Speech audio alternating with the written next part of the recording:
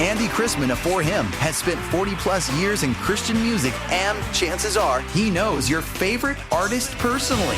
Now he's bringing you their stories. I'm Andy Chrisman. In his new podcast, 1 Degree of Andy, he sits down with the voices behind the songs for real, honest, and faith-filled conversations you won't hear anywhere else. That's a great question. If you love Christian music, this is your backstage pass. The 1 Degree of Andy podcast. Listen now to 1 Degree of Andy wherever you get your podcasts.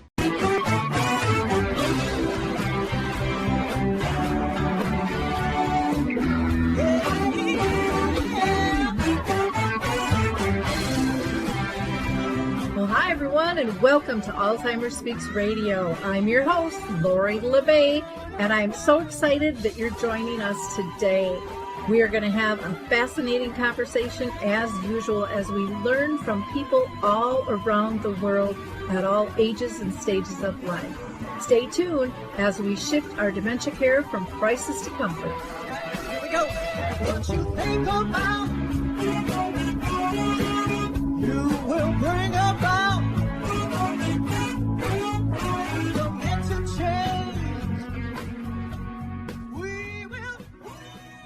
Well, hi, everyone, and welcome to Alzheimer Speaks. Today, we're going to do an open mic, and I never know who's going to show up. So we'll pull the curtain back in just a moment and see who's here, but there's always something fun to learn.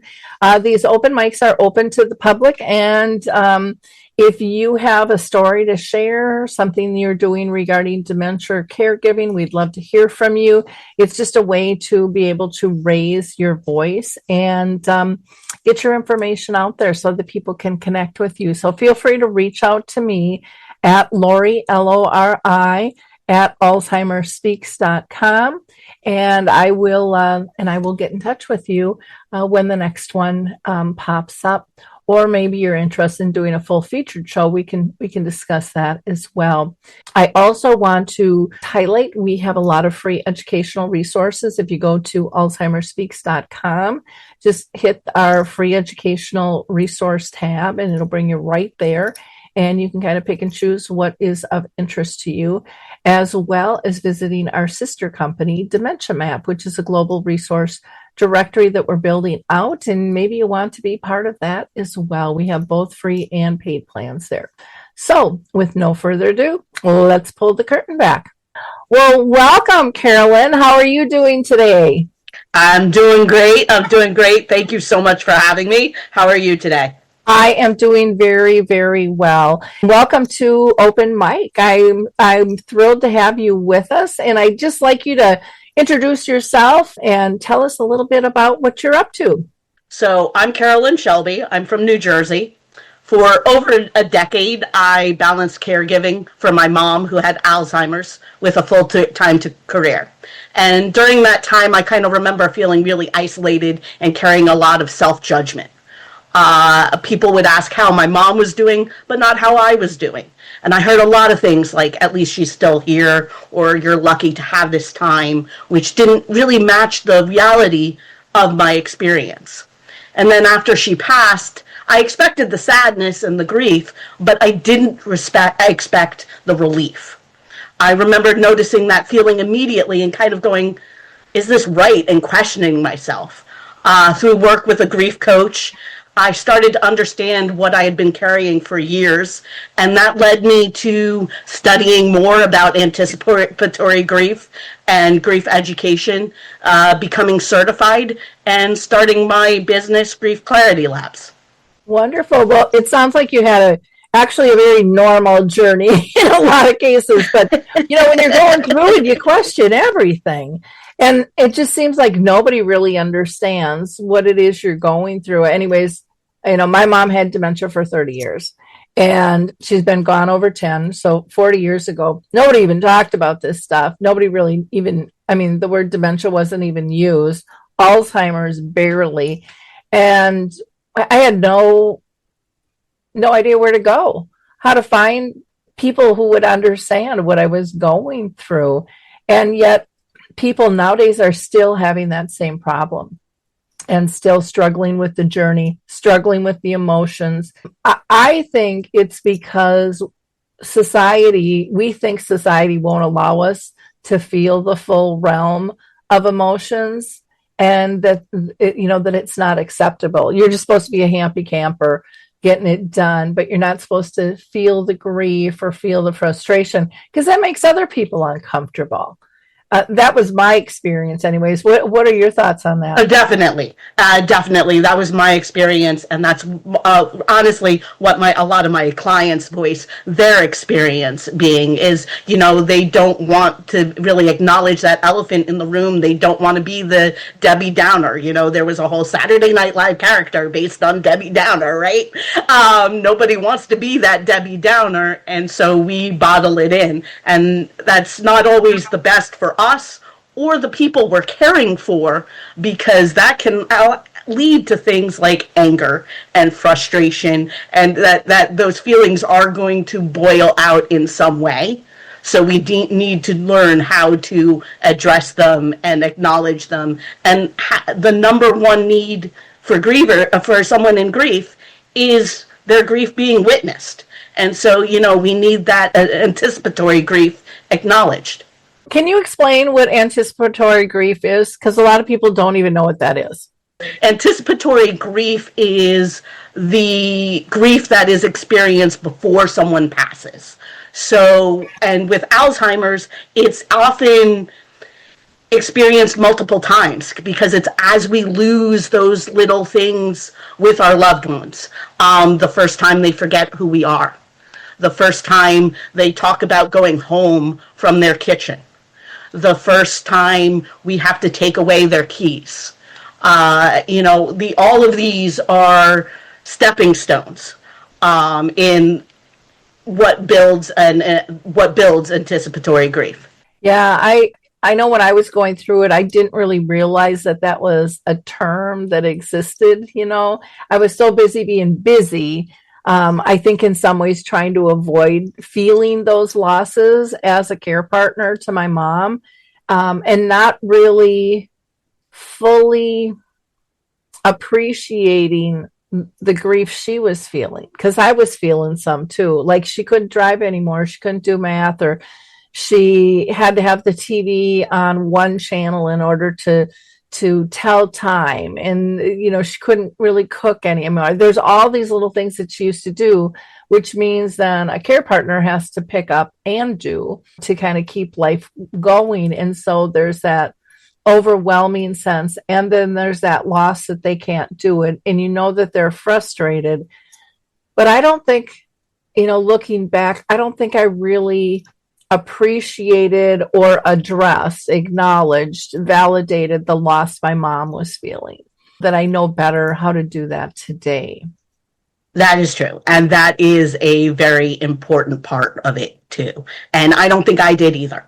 And I think when we're in it, it's very hard to do, because we're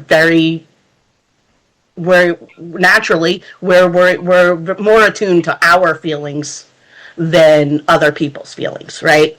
And it was learning that and kind of exploring that and being able to work with that made that relationship a little bit easier, and some of the hard days a little less hard.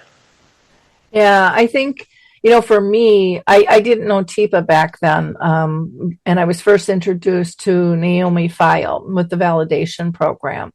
And that was life-changing. But by that time, my mom was further down the road. And I wish I would have known about her earlier, because because basically, she started having symptoms at 55.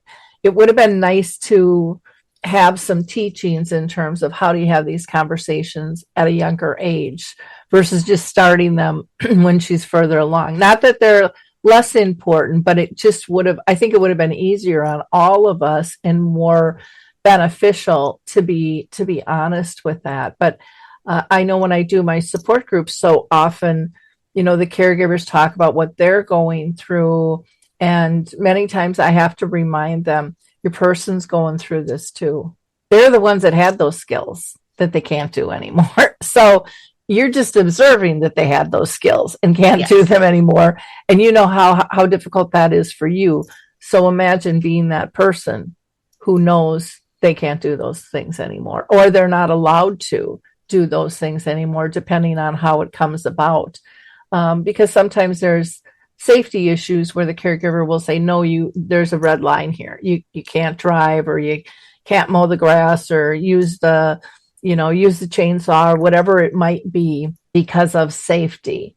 And they think they're totally capable of doing that. And, then they get really frustrated, really angry, which is totally understandable, with all of that. And if we have those conversations, if we could have those conversations ahead of time where they're part of analyzing safety as the disease progresses, it would be easier, I think, on all of us, because then we would be anticipating that grief and that loss and those choices together. Definitely. Caring for someone with dementia is one of the toughest journeys, but you don't have to do it alone. I'm Allison Schreier, and my experience caring for my husband inspired me to create Zinnia, a therapeutic streaming service designed to support people living with dementia and reduce caregiver stress. Zinnia offers research-backed videos intentionally created for people with dementia, engaging, calming, and easy to follow. Whether you need to ease agitation, create moments of joy, or make daily routines smoother,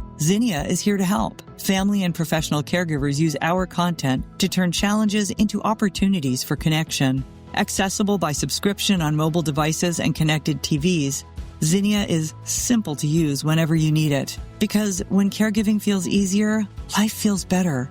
Go to zinniatv.com and sign up for a free trial today. Use the code RESOURCE for 15% off an annual Zinnia subscription. Definitely. I had a slightly different experience in that my mother never accepted her diagnosis. Okay. So that makes it much more difficult. It just because of her history, and having dealt with Alzheimer's in the past, she refused to accept that it was a possibility. I had some of those teachings, just to have those conversations with my sisters and myself. In the book I wrote, Living Beside the Leaving, I talk about learning how to parent your parent and the uncomfortability that I went through in that experience, but imagining it from the other side. Mm-hmm. And some of the biggest arguments and situations that created problems were when I was forcing that role on her in a time when she was unwilling to accept it. And so learning how to acknowledge and process that. Well, and did you have, because I know I had this with my brothers, was, she's fine. She's fine. Oh, Lori, what are you talking about? I just saw her. Yeah, for 10 or 15 minutes, you saw her. But they didn't have the big picture of what life was really like for my mom or what she was capable of. And so I had to sometimes feel like I was defending my decisions or choices or comments to them because they weren't around to really experience reality. Did you have that at all with your family? Yes. And because she refused to accept a lot of the signs or have that conversation, she got diagnosed much, much later than she probably could have. Or as I look back, I would say should have. Because we went past a lot of the opportunities for intervention and things like that. And I had those conversations with myself, not just other people. Is that, my father had moved out and she'd gone through a divorce. So she was living alone for the first time. And so this is normal. This is her processing. This is her, processing change. She's never learned alone. And I made excuses for many, many years, just refusing to accept that. And it did make the following years a lot harder. And there was a lot of guilt later because I had resisted getting that intervention. But you know what? If you would have gone to the doctor and they would have sent her to a psychologist, they would have gone down the same road. Because so often it is misdiagnosed as depression, or major life change, which makes sense. But then there's that tipping point of, no, this isn't rebounding. And it seems to be getting worse. And And but that's very uncommon. Even if you do get into a doctor, many times it can take 2 to 3 years to get a formal diagnosis. My mom, it took 10. They kept telling her, and again, I don't blame the doctors back then because it really wasn't discussed much, and very few were educated compared to today. But she was told it was just menopause for 10 years. And she knew it wasn't because she talked with her girlfriends about what their symptoms were, and she's like, no, this is not that. And so, but again, it's easy to look in the rear view mirror. It is. Versus when you're going down the road and you feel all those things and you're second guessing everything, especially when other people are second guessing you, and like you probably went to your mom for guidance, and she might have been the strong one in the family. Maybe not. Everybody's situation is different, and then when she's saying I'm fine, and siblings are saying she's fine, and you're kind of going, am I the crazy one in all of this one? What is really going on with all this? It keeps your mind spinning, that's for sure. How did you find help for yourself? So, while I was caregiving, I did go to the support groups, things like that. I was able to give myself the language and kind of process everything that happened, unfortunately, after she passed, which is why I'm trying to kind of coach in that caregiving and that anticipatory period. But I found a grief coach. I knew nothing about grief coaching or grief or anticipatory grief or grief education on social media. She helped me process it and went through and go through the processes, and I started diving in and researching it. And I took 2 courses, one with her, one with David Kessler, to get certified as a grief educator. And the rest is kind of history. Wow, it's so interesting to me on how many people who go through this come out the other side going, I want to help other people because this is nasty. This is not a fun journey on your own trying to figure this out and coming up with some really cool things. Do you want to say the name of your company again? The name of my company is Grief Clarity Labs. My website is griefclaritylabs.com. Wonderful. And if somebody goes there, what can they expect to find on your website? So there's information about grief, some blogs. I provide links to support groups. And I also do discovery calls for one-on-one coaching. And in the future, I'll be offering retreats. Oh, wonderful. Retreats are so powerful, I think, to be able to get others together on that similar journey is very, very interesting on that. Yeah, I know in my healing process, it was really so much happened just hearing other stories and being able to identify and say, oh, they felt that way too. Oh, they're going through this too. I'm not crazy. I'm not alone. Because I think in this whole experience, it is very easy to feel like you are going crazy. And most likely you're not. Now, you had mentioned that you have written a book, and do you want to give the title of that? And can they find that on your website as well? So I wrote Living Beside the Leaving. It will be launching on Amazon on May 10th, which happens to be Mother's Day. It is the story of the process of caring for my mother with Alzheimer's and kind of what I learned and how I went through that journey. Are you doing any pre-sales at all with your book, or an email list that, if they contact you, you'll get back to them just as a reminder? I know May 10th isn't far away, but in this busy, life scheme of things, sometimes it can fall through the cracks for people as well. Yes, so I do have an email list on my website. So join my email list, and I will be sending out links and possible coupons and things of that nature. Well, anything else that you want to share with us today? I'd love to have you back for a full hour to, dive a little bit deeper into what you're doing and who that'll help and explore your book a little bit more and things. But for today, anything else you'd like to add? Just that keep going. You're not in this alone is what I try to remind people. Yeah, there's so much support that people don't know about. And, grief is such a huge, huge piece of this journey and of life. I mean, we're not getting out of this world without it. I know for our family, we have had so many losses. We've had a dog, a bird, my ex-husband, my stepson's grandma, and then another relative in 6 months. Isn't it funny? Crazy. It seems to happen that way.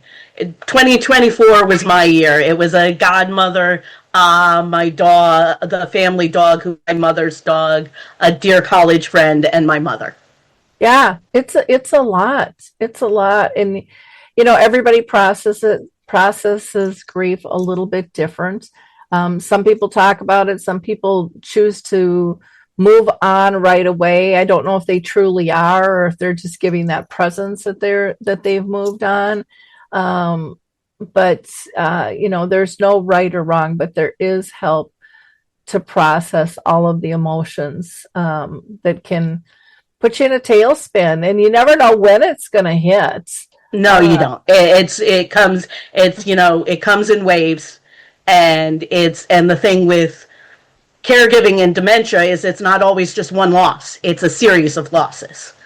And there's a ton of information out there, but there's not the ability to be understood. So I try to create that space to where people can be understood. And even when you have all those losses, then there's all those additional tasks when a death comes. Yes. Closing an estate or selling a house or, bank accounts. I mean, it doesn't end. The funeral, what are you going to do? How are you going to do it? And for a whole year, typically it's still filled with a lot of those extra things you have to do. And then you have all those individual holidays that hit. Yes. That you have to go through. But again, while you're going through the journey, this anticipatory loss is very strong. And like you said, people don't have the words for it. So they don't really know why they're feeling what they're feeling. They've just, what I hear from support groups is they just feel overwhelmed. But then when you get the conversation going, they're feeling overwhelmed because somebody can't drive and they can't do the finances, and I have to bring out the garbage. Plus I got to cook and I got to clean and I got to do the medical, and the list just doesn't end. And when there's been kind of, rules in the household of who's responsible for what, it just makes for a huge shift. Caring for someone with dementia is one of the toughest journeys, but you don't have to do it alone. I'm Allison Schreier, and my experience caring for my husband inspired me to create Zinnia, a therapeutic streaming service designed to support people living with dementia and reduce caregiver stress. Zinnia offers research-backed videos intentionally created for people with dementia, engaging, calming, and easy to follow. Whether you need to ease agitation, create moments of joy, or make daily routines smoother, Zinnia is here to help. Family and professional caregivers use our content to turn challenges into opportunities for connection. Accessible by subscription on mobile devices and connected TVs, Zinnia is simple to use whenever you need it. Because when caregiving feels easier, life feels better. Go to zinniatv.com and sign up for a free trial today. Use the code RESOURCE for 15% off an annual Zinnia subscription. And it's confusing, it's overwhelming, and most people don't have a clue how to help. No, they don't. Most people don't. And most people, while someone is still alive, is trying to keep it positive, and try to look on the bright side of life and look at and that's not always what you need or what you hear, what you want. But then there's, and you also have to make sure you're present. A friend of mine once told me, don't attend the funeral early. You got to make sure you're present there because you don't want to, because there are moments that you don't want to miss. Well, why don't you give people the website one more time, Carolyn? Okay, so the website, it's Grief Clarity Labs at www.griefclaritylabs.com. Well, thank you so much for being with us today. I really appreciate your time. Thank you, Lori, and thank you for having me. I appreciate your time, and it's a great platform you have here. Thank you. Okay, well, that was a fun conversation with Carolyn, and I hope you found it interesting too. Grief is such an important topic that we really need to talk about. I also wanted to share with you an upcoming event that Linda Burhans does, and it's a wonderful online conference. It's 3 days, May 5th, 6th, and 7th. Called Connecting Caregiver Conference, and again, it's free to all family caregivers, and the sessions will be recorded and shared with people who register. It runs from 9 Eastern until 3 p.m. most days. So there's really a nice variety here. So I really recommend that you go and check that out. I've got these listed on dementiamap.com in their calendar section, so you can find them. And in wrapping up, I just encourage you all to be givers of hope, like, click, and share this information. There's always people that need it. And in the future, if you're interested in being featured on Open Mic, just reach out to me at Lori@alzheimersspeaks.com, and we'll have a chat. Bye now. Attention seniors. Are you looking for a community that offers incredible benefits and stands up for your values? Look no further than AMAC. With an AMAC membership, you'll enjoy exclusive discounts on insurance, travel, dining, and shopping. Stay informed with 6 issues a year of our award-winning AMAC magazine, delivering trusted news and valuable insights. But that's not all. AMAC is committed to defending America's future by directly bringing the voices of our more than 2 million members to our elected officials. Join a community that cares about your needs and your values. For a limited time, we're offering a 1-year membership for only $1. Yes, just $1 for a year of incredible benefits and advocacy. Don't wait. Take advantage of this special offer and join AMAC today. Visit amac.us/join now. That's amac.us/join now.